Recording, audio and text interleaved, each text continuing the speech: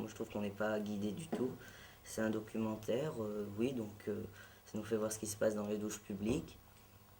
Donc il y a tout le monde, il y a peut-être ils nous font voir qu'il y a peut-être des SDF qui viennent dans ces douches juste parce qu'ils n'ont pas d'autre endroit où aller.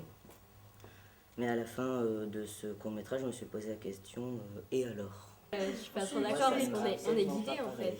On est guidé par la caméra en quelque sorte. Ouais, on est vers les gens, on est guidé vers les gens. Il y a un choix d'image, on a quand même choisi des personnes. Tu savais déjà que ça existait des choses? Non, je savais pas que ça existait, mais ça me... Ouais, j'ai appris un truc qui ne m'avance à rien du tout. Qui est une personne âgée de 75 ans, qui est un jeune, qui est un SDF, qui arrive, qui a 24 ans, qui vient prendre une douche. Oui, il ressort, et oui, c'est convivial, ils ont chanté. Très bien. Tu vas pas forcément apprendre quelque chose de spécial. Je sais pas. Forcément, il a voulu nous faire voir quelque chose. Moi, je trouve que le réalisateur, là, il a... Quand tu vois un documentaire sur les baleines, tu te comprends pas le but de pourquoi t'as pris les baleines. Faire voir, par exemple, la vie des baleines. Bon, bah là, c'est pas autre chose. Vous vous dites que c'est convivial, quelque chose qui est un petit peu chaleureux, tout ça. Mais c'est là... qui a une habitude, les mêmes gens, la personne qui nettoie les douches, tout ça, bon, bah, c'est la même chose qu'une boulangerie. Tu prends ton pain et puis le boulanger, tu le connais. Bah, oui, donc je trouve que c'est... Il n'y a pas de... Mais la boulangerie, tu connais le milieu. Oui, mais donc c'est pour ça, oui, mais c'est pour ça que l'argument c'est habituel, tout ça, chaleureux. Ouais, bon, d'accord. Plus après montrer que t'as comme une boulangerie quoi, quelque chose qu'on connaît pas. Parce que c'est habituel pour les gens qui y vont. Oui, voilà. Pour nous, c'est pas obligatoirement habituel vu qu'on connaissait pas non plus. Ça apprend à voir l'extraordinaire dans l'ordinaire. Magnifique la phrase. Au début, en fait, quand on comprend pas trop, on regarde dans les miroirs, on essaye de voir si on voit le caméraman. Bah, c'est ça en fait. Hein. Mais après, on était dans la caméra en quelque sorte. On était avec eux. Donc.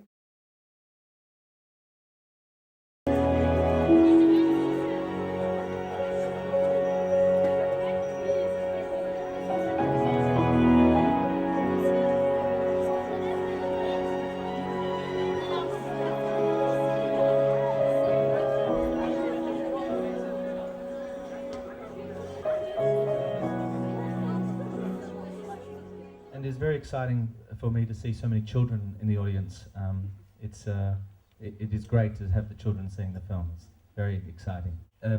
In Australia, that law changed in 1968, and it required that the white employers pay the Aboriginal workers the same as white workers. But unfortunately, the white workers took the view that if they have to pay black workers the same as white workers, they would rather not hire any black workers at all.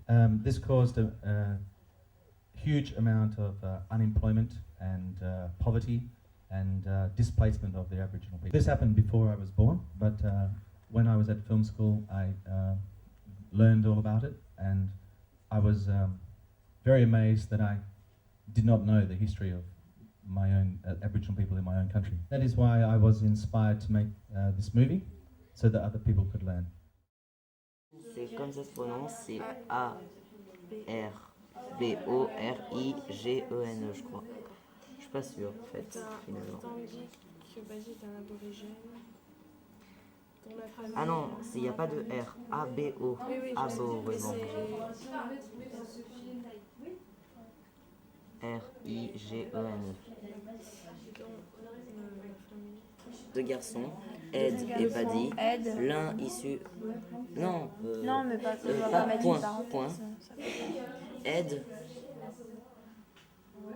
Ed et Paddy. Non, à la limite, pas Ed et Paddy, comme ça tu mets Ed et fils de... Laurel et Hardy, fils, machin, etc.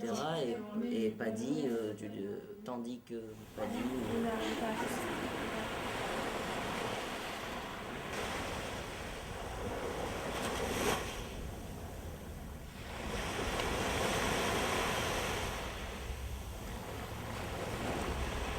Je vous remercie parce que c'est pas évident de venir voir un film sous-titré en iranien à 9h du matin. C'est un film qui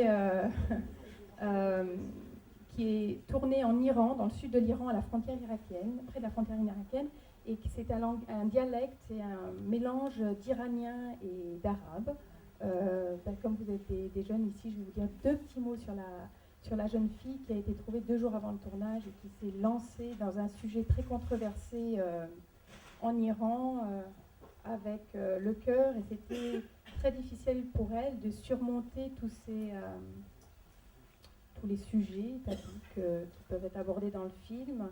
Et elle a gagné le prix de meilleure actrice au Festival de Monaco la semaine dernière.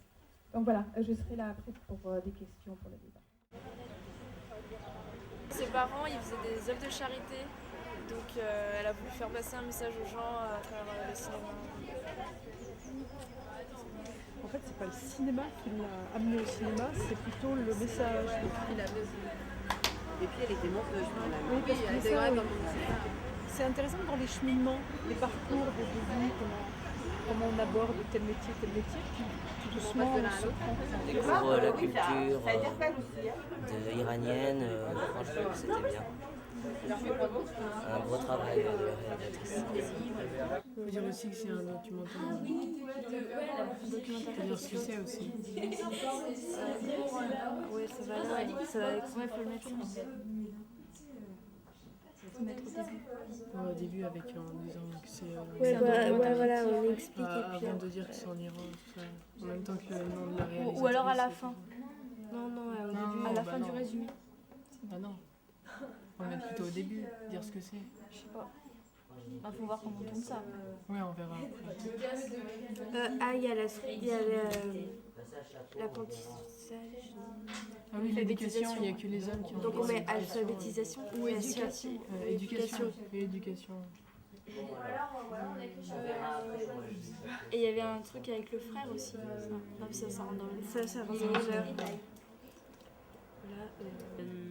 Donc la rencontre, elle se fait après à l'école. Et à cause du dans piano. la salle de musique, point déclencheur, c'est le piano. Où, quand, comment, pourquoi. Pourquoi c'est plutôt le pari peut-être, non? Ouais, voilà, Paris. Pourquoi. Qui, quoi, comment, où, pourquoi. Ah, c'est bon. Voilà, donc après on va essayer de rédiger.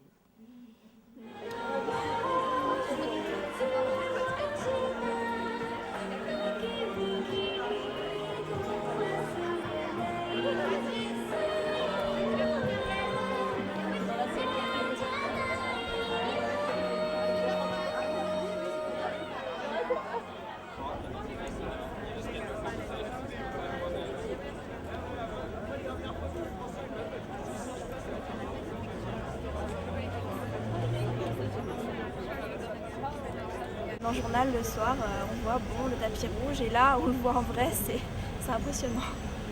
Alors, parmi Écran Junior, quels sont les films qui t'ont marqué? Qu'est-ce que tu retiens justement des films que tu as vus ici?